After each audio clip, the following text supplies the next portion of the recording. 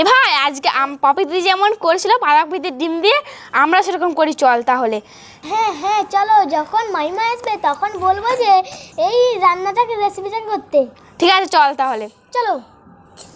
মাইমা আসো আসো আসো। আমরা বলছিলাম যে পপি দিদি হচ্ছে সেই আমার বাঁধাকপির রেসিপিটা করেছে সেরকম তুমি করো। ও সেই ডিম দিয়ে ভিডিওটা, ঠিক আছে। আজকে বাঁধাকপি ডিমের রেসিপির জন্য বাঁধাকপিটা একটু অন্যরকম ভাবে কাটতে হবে, লম্বা লম্বা করে, একদম সরু সরু করে।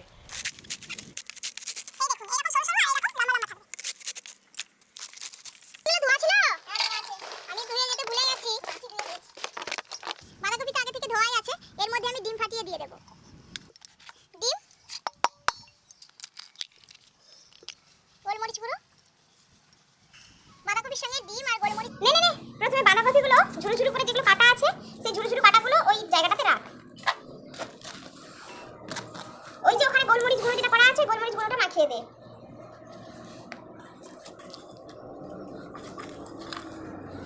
ভালো করে মাখা। নুনটা এখন দিচ্ছি না, হ্যাঁ নুন দিলে জল ঝরে যাবে। এরপর একটা ডিম ফাটিয়ে ভালো করে বেশ সুন্দর করে মাখিয়ে নে।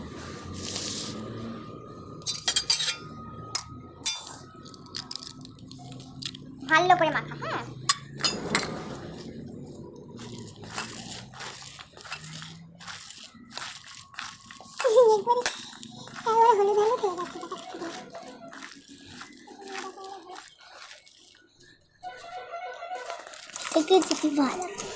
পুরোটা মাখানো হয়ে গেলে এবার এটাকে ঢাকা দিয়ে রেখে দিই 10 মিনিটের জন্য।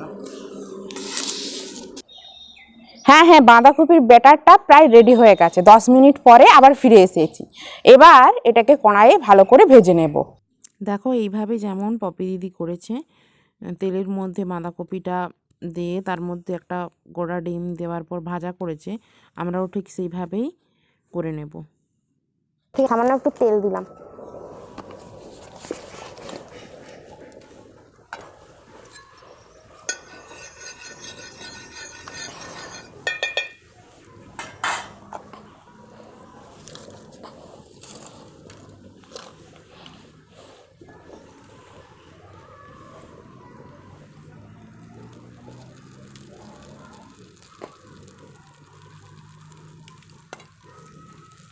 উফ, কড়াটা কি তেতেছে। এবার সামান্য নুন দিয়ে দিলাম, কারণ আগে নুনটা দেওয়া থাকেনি। এরকমভাবে গোটা কুসুম রেখে বাঁধাকপিটা ভেজেছিলেন পপি দি। দেখো বন্ধুরা, এটা কিন্তু ভাজতে অনেকটা সময় লাগবে। তার উপর একটা ঢাকনা দিয়ে দিলে আরও ভালো ভাজা হবে, কারণ এটা বাঁধাকপি। এটা খুব সুন্দরভাবে উল্টোতে হবে।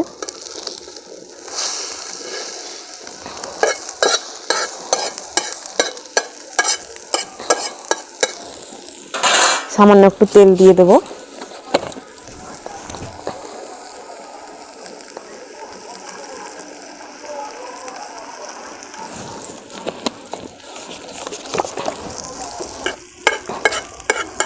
পপি দিদির বাঁধাকপিগুলো বেশ কি সুন্দর উঠে যাচ্ছিল, কিন্তু এখানে দেখছি বাঁধাকপিগুলো একটা থেকে একটা ছেড়ে যাচ্ছে।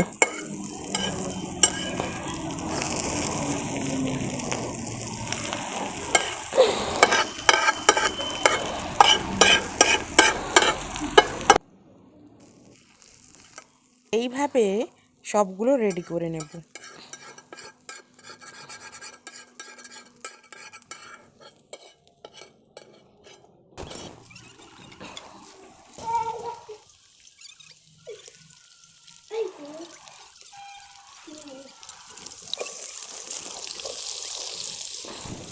পেঁয়াজ টমেটো একসাথে দিলাম, সামান্য একটু লবণ,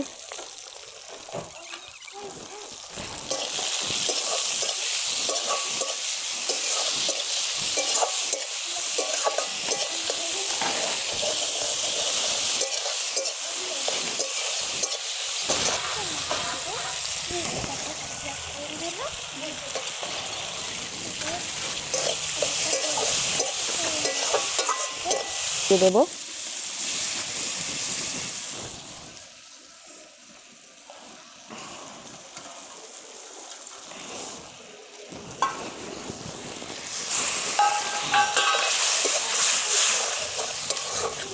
এটাকে ভালো করে ভেজে নিই। এবারে ভাজা ভাজা হয়ে গেছে, এবার মশলার পেস্টটা দিয়ে দেবো। এই মশলাতে ধনা, লঙ্কা, হলুদ আর জিরে গুঁড়ো রয়েছে।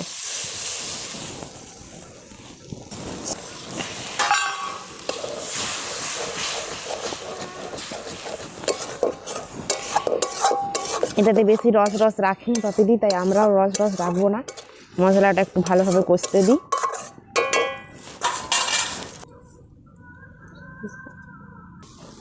মাইমা একটু খাবো এটা। হ্যাঁ খাও, দেখো কেমন হয়েছে। বাবা দারুণ হয়েছে। ঠিক আছে, এইদিকে দেখো মশলাটা প্রায় কষা হয়ে হয়ে এসছে। অল্প করেই করেছি, শুধুমাত্র জানানোর জন্য যে পপিদি রান্নাটাই ঠিক কতটা খেতে ভালো হয়েছিল।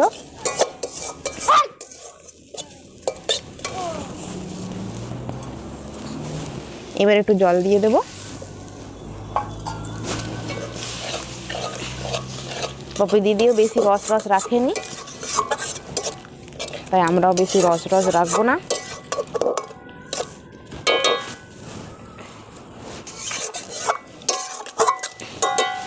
পরিমাণ মতো একটু নুন দিয়ে দিই। এবার এগুলো আমি তুলে দেবো। এই যে ডিম বাঁধাকপি, পপিদির ডিম বাঁধাকপি প্রথমে গেল, এটাও জলে ঝোলে স্নান করলো, আরেকটা ডুব দিল, ল্যাথপ্যাথ করে ডুব দিয়ে দিল। ফ্রেন্ডস, পপিদির মতো বাঁধাকপিগুলো এত সুন্দর হয়নি, তবে খেয়ে বলবো ঠিক কতটা স্বাদ হয়েছিল।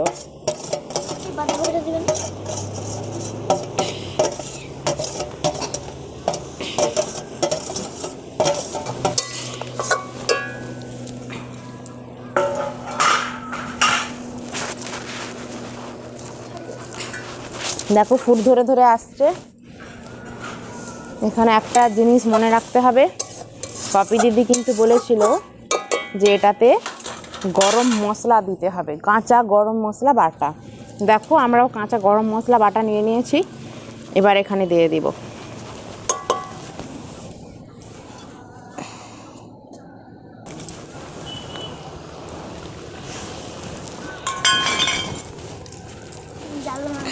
দেখো বন্ধুরা, আমাদের রেসিপি পুরো রেডি। এবার শুধু টেস্ট করে দেখে তোমাদেরকে বলবো কেমন খেতে হয়েছিল পপিদির সেই অনন্য স্বাদের ডিম বাঁধাকপি।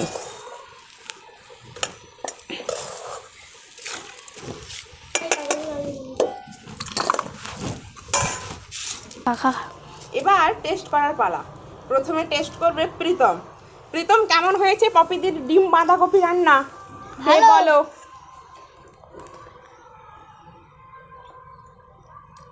দারুণ দারুণ হয়েছে। সত্যি? হ্যাঁ সত্যি পপিদির রান্না খুব সুন্দর? হ্যাঁ তাহলে পপিদির রান্নাটা আমি খুব ভালো করে করেছি বলো? হ্যাঁ। ঠিক আছে, এবারে আরেকজন খাবে, আমাদের টিমের আরেকজন মেম্বার উস্মিতা দত্ত। উস্মিতা দত্ত, এবার বলো খেয়ে কেমন হয়েছে রান্না পপিদির ডিম বাঁধাকপি? তোমরা চেয়েছিলে ডিম বাঁধাকপি রান্না খেতে। খুব দারুণ হয়েছে খেতে পপি দিদির রান্নাটা। সত্যি? হ্যাঁ সত্যি খুব সুন্দর হয়েছে। আমাকে একটা ধন্যবাদ জানাও। Thank you. এবারে খাবে আমাদের সব থেকে ছোট্ট কুচ্চু শোনা। বলো তো পপিদির রান্না কিরকম হয়েছে, খেয়ে বলো। হ্যাঁ ঠিক আছে, বলো কিরকম হয়েছে খেতে। এদিকে তাকিয়ে বলো, সত্যি খুব সুন্দর হয়েছে তো? তাহলে আমি কেমন রান্না করেছি? ঠিক আছে।